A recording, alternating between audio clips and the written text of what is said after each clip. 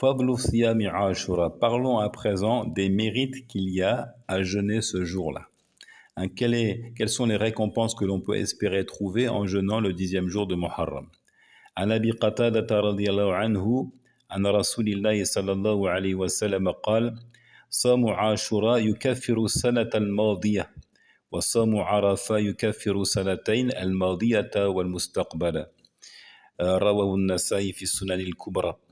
Dans ce que rapporte Al-Nasa'i dans As-Sunan al-Kubra, d'après Abu Qatada, que le messager, à lui les éloges et le salut, dit: le jeûne de Ashura permet l'expiation de l'année écoulée, c'est-à-dire l'expiation des fautes commises, réalisées pendant l'année passée. Et le jeûne de Arafat, quant à lui, expie 2 années, celle qui est écoulée et celle qui est à venir, al-mustaqbila. وعن ابن عباس رضي الله عنهما قال ما رأيت النبي صلى الله عليه وسلم يتحرى صيام يوم فضله على غيره إلا هذا اليوم يوم عاشوراء وهذا الشهر يعني شهر رمضان رواه البخاري ومسلم والنسائي وأحمد. Autre récit très authentique rapporté par Al-Bukhari, Muslim, Al-Nasa'i et Ahmed d'après Ibn Abbas, qu'il dit: je n'ai pas vu le messager, je n'ai pas vu le prophète, à lui les éloges et le salut, chercher avec avidité à jeûner un jour qu'il préfère sur les autres, à l'exception de ce jour-là, c'est-à-dire Ashura, et à l'exception de ce mois-là, c'est-à-dire le mois de Ramadan. Donc, dans toute l'année, ce que le messager alayhi salam était avide de jeûner, qu'il cherchait absolument à réaliser, c'était d'une part le jeûne du mois de Ramadan, qui est devenu finalement le pilier de l'islam, l'obligation, et également le jour de Ashura, qui, comme nous l'avons vu, était à l'origine une obligation, puis est devenu un acte surérogatoire, mais qui est extrêmement méritant au vu de ses rétributions, de ses récompenses, comme nous venons de le dire plus haut, permet l'expiation des fautes de l'année écoulée. وعن أبي قتادة رضي الله عنه أن النبي صلى الله عليه وسلم قال صيام يوم عاشوراء أحتسب على الله أن يكفر السنة التي قبله أخرجه مسلم وأبو داود والترمذي وأحمد والبيهقي. Autre récit authentique rapporté par Muslim, Abu Daoud, At-Tirmidhi, Ahmad et Al-Bayhaqi de Abu Qatada, le prophète, à lui les éloges et le salut, dit: le jeûne de jour de Ashura, ahtasibu ala Allah an yukaffira sanata allati qablahu, c'est-à-dire j'attends et j'espère d'Allah qu'il permette l'expiation de l'année qui l'a précédée, de l'année écoulée. J'ai bon espoir, j'ai espoir qu'Allah Azzawajal en fasse un moyen d'expier l'année qui est écoulée. De quels péchés parlons-nous ici? Quels sont les péchés qui vont être effacés, pardonnés grâce à ce jeûne? À condition évidemment qu'ils soient réalisés avec sincérité. Ce sont les petits péchés. قال النووي يكفر كل الذنوب الصغائر وتقديره يغفر ذنوبه كلها إلا الكبائر.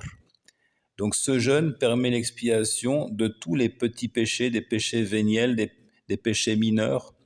Donc il y a un sous-entendu dans cette parole du prophète alayhi salatu wassalam, il faut comprendre par là, il pardonne tous les péchés à l'exception des grands, à l'exception des péchés majeurs, qui, comme vous le savez peut-être, nécessitent un repentir sincère avec les conditions du repentir.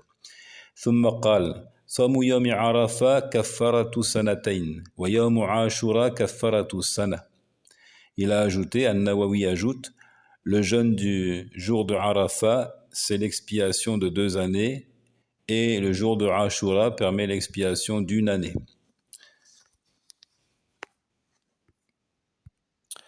وإذا وافق تأمينه تأمين الملائكة غفر له ما تقدم من ذنبه. Également, lorsque l'individu entre en prière et qu'il dit Amin derrière l'imam, et que son Amin donc corresponde exactement à celui qui est prononcé par les anges, alors tout ce qui est passé de ses fautes, de ses péchés sont pardonnés. Tout cela va dans le même sens. Tout cela va dans le même sens. On parle ici de l'expiation des petits péchés. Donc 3 choses. Al-Nawawi a cité le jour de Arafat, le jour de Ashura et dans chaque prière, c'est un hadith qui est authentique également, si l'individu dit Amin derrière l'imam après la récitation de la Fatiha et que son Amin, qui signifie Oh Allah exauce, Oh Allah répond, correspond donc à celui qui est prononcé par les anges, alors toutes ces fautes passées sont également pardonnées. كل واحد من هذه المذكورات صالح للتكفير. Al-Nawawi dit tout ce qui vient d'être cité ici permet l'expiation, permet effectivement d'expier les fautes. فإن وجد ما يكفره من الصغائر كفره وإن لم يصادف صغيرة ولا كبيرة كتبت به حسنات. Donc si effectivement il y a des petits péchés à pardonner, ces œuvres-là, ces actes permettront de les effacer. Et s'il n'y a rien à effacer, chose qui paraît peu probable, mais bon, pourquoi pas l'évoquer, pourquoi pas y penser, s'il n'y a rien à effacer de petits péchés, alors en échange de ces actes, de ces jeûnes et autres, on inscrira de bonnes actions à l'actif de l'individu. Et elles permettront de l'élever en degrés. وإن صادف كبيرة أو كبائر ولم يصادف صغائر رجونا أن تخفف من الكبائر أو أن تخفف من الكبائر. Et si ces actes précités rencontrent un grand péché, ou plusieurs même, tandis que ça ne correspond pas à des petits péchés, alors nous avons bon espoir qu'ils permettront tout de même d'alléger les fautes, d'alléger, non pas cette fois de pardonner totalement les péchés, qui sont des péchés majeurs, mais plutôt de les alléger, de les rendre moins conséquents et moins pesants. Donc les propos de An-Nawawi dans Al-Majmou'.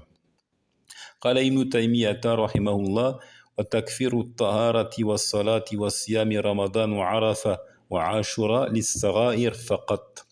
Donc dans Al-Fatawa al-Kubra, Ibn Taymiyyah confirme ce que nous avons dit plus haut.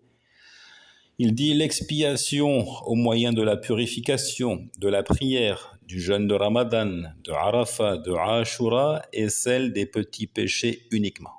Ça permet d'effacer seulement les petits péchés. Wallahu ta'ala a'lam.